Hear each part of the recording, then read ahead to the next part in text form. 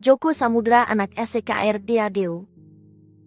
Pada suatu malam ada sebuah perahu dogang dan gresik melintas Selat Bol. Ketika perahu itu berada di tengah-tengah Selat Bol, tiba-tiba terjadi keanehan, perahu itu tak dapat bergerak. Maju tak bisa, mundur pun tak bisa. Nahkoda kemudian memerintahkan awak kapal untuk memeriksa sebab-sebab kemacetan itu. Mungkin perahunya membentur batu karang. Setelah diperiksa, ternyata perahu itu hanya menabrak sebuah penberuk indah, seperti peti milik kaum bangsawan yang digunakan untuk menyimpan barang berharga. Nahkoda memerintahkan mengambil peti itu. Di atas perahu peti itu dibuka, dan semua orang terkejut karena di dalam peti itu terdapat seorang bayi mungil yang bertubuh montok dan rupawan. Nahkoda merasa gembira dapat menyelamatkan jiwa si bayi mungil itu, tapi juga mengutuk orang yang tega membuang bayi itu ke tengah lautan. Sungguh orang yang tidak berperi kemanusiaan. Nahkoda kemudian memerintahkan awak kapal untuk melanjutkan pelayaran ke Pulau Bol. Tapi perahu tak dapat bergerak maju. Ketika perahu diputar dan diarahkan ke Gresik, ternyata perahu itu melaju dengan pesat ria. Di hadapan Nyi Ageng Pinatih, janda kaya pemilik kapal, Nahkoda menuturkan apa yang membuatnya kembali sambil membuka peti itu. Peti inilah yang menyebabkan kami kembali dalam waktu secepat ini. Kami tak dapat meneruskan pelayaran ke Pulau Bali, tutur sang Nahkoda Bey. Bayi siapa yang gumamnya Ageng Anatih, sembari mengangkat bayi itu dari dalam peti. Kami menemukannya di tengah samudera Selat Bali, jawab Nahkoda. Bayi itu kemudian mereka serahkan kepada Nyai Ageng Pinata untuk diambil sebagai anak angkat. Memang sudah lama Nyai Ageng Pinata menginginkan seorang anak karena bayi itu ditemukan di tengah samudra, maka Nyai Ageng Linatih kemudian memberinya nama Joko Samudro. Joko Samudra menuntut ilmu. Ketika Joko Samudra berumur 11 tahun, oleh Nyai Ageng Pinatih diantar ke Surabaya untuk berguru dan belajar ilmu agama pada Raden Rahmat atau Sunan Ampel. Mulanya Joko Samudra setiap hari pergi ke Surabaya dan sorenya kembali ke Gresik. Sunan Ampel kemudian menyarankan agar anak itu mondok saja di pesantren Ampel Denta supaya lebih konsentrasi dalam mempelajari agama Islam. Akhirnya, Joko Samudra pun mondok di pesantren Ampel Denta. Pada suatu malam, seperti biasa Raden Rahmat hendak mengambil wudhu untuk melaksanakan salat tahajud, mendoakan murid-muridnya dan mendoakan umat agar selamat di dunia dan akhirat. Sebelum berwudhu, Raden Rahmat menyempatkan diri melihat-lihat para santri yang tidur di asrama. Tiba-tiba Raden Rahmat terkejut. Ada sinar terang memancar dari salah seorang santrinya.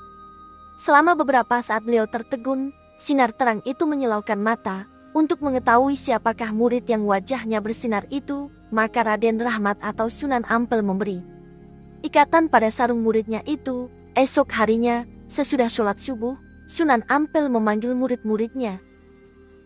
Siapa di antara kalian yang waktu bangun tidur kain sarungnya ada ikatan?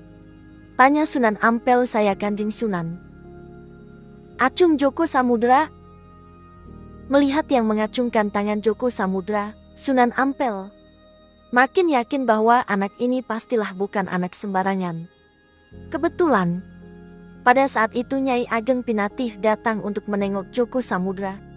Kesempatan itu digunakan Sunan Ampel untuk bertanya lebih jauh tentang asal-usul Joko Samudra. Nyai Ageng Pinatih memberitahukan sejujur-jujurnya bahwa Joko Samudra ditemukan di tengah Selat Bali ketika masih bayi. Peli yang digunakan untuk membuang bayi itu hingga sekarang masih tersimpan rapi di rumah Nyai Ageng Pinatih. Teringat pada pesan Syekh Maulana Ishak sebelum berangkat ke negeri Pasal, maka Sunan Ampel kemudian mengusulkan pada Nyai Ageng Pinatih agar nama anak itu diganti dengan nama Raden Paku. Nyai Ageng Anatih menurut saja apa kata Sunan Ampel. Dia percaya penuh kepada wali besar yang sangat dihormati masyarakat, bahkan juga masih terhidung seorang pangeran Majapahit itu. Maka sejak itu, Joko Samudra pun diberi nama Raden Paku. Bertemu dengan ayahanda Syekh Maulana Ishak Sunan Giri. Selama mondok di pesantren Ampel Denta, Raden Paku sangat erat bersahabat dengan putra Raden Rahmat atau Sunan Ampel yang bernama Raden Makdum Ibrahim. Keduanya bagai saudara kandung saja, saling menyayangi dan saling mengingatkan. Setelah berusia 16 tahun, kedua pemuda itu dianjurkan untuk menimba pengetahuan yang lebih tinggi di negeri seberang meluaskan pengalaman. Sambil di negeri Pasai, banyak orang yang pandal dari berbagai negeri. Di sana juga ada ulama besar yang bergelar Syekh Awalul Islam. Dialah ayah kandungmu yang nama aslinya Syekh Maulana Ishaq. Pergilah ke sana, tuntutlah ilmunya yang tinggi, dan teladanilah kesabarannya dalam mengasuh para santri dan berjuang menyebarkan agama Islam. Hal itu akan berguna kelak bagi kehidupanmu di masa yang akan datang. Tutur Sunan Ampel. Pesan itu dilaksanakan oleh Raden Paku dan Raden Magdum Ibrahim.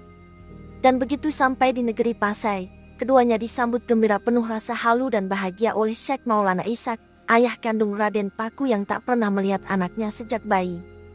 Raden Paku menceritakan riwayat hidupnya sejak masih kecil ditemukan di tengah samudra dan kemudian diambil anak angkat oleh Nyai Ageng Pinatih dan berguru kepada Sunan Ampel di Surabaya. Sebaliknya Syekh Maulana Ishaq kemudian menceritakan pengalamannya di saat berdakwah di Belambangan sehingga terpaksa harus meninggalkan istri yang sangat dicintainya.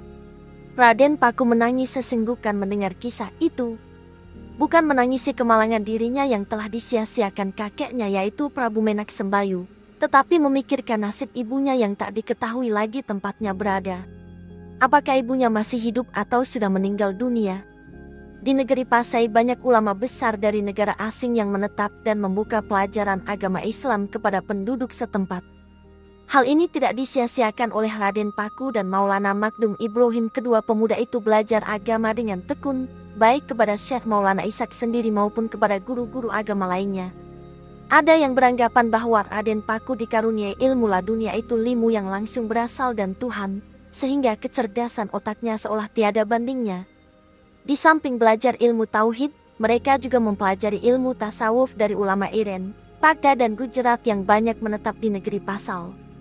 Ilmu yang dipelajari itu berpengaruh dan menjiwal kehidupan Raden Paku dalam perilakunya sehari-hari, sehingga kentara benar bila ia mempunyai ilmu tingkat tinggi, ilmu yang sebenarnya hanya pantas dimiliki ulama yang berusia lanjut dan berpengalaman. Gurunya kemudian memberi gelar Syekh Maulana Ainul Yakin.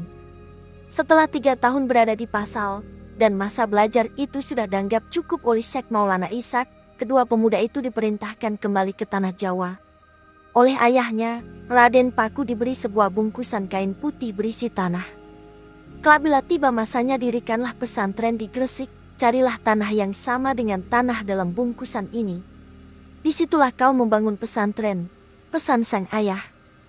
Kedua pemuda itu kembali ke Surabaya, melaporkan segala pengalamannya kepada Sunan Ampel.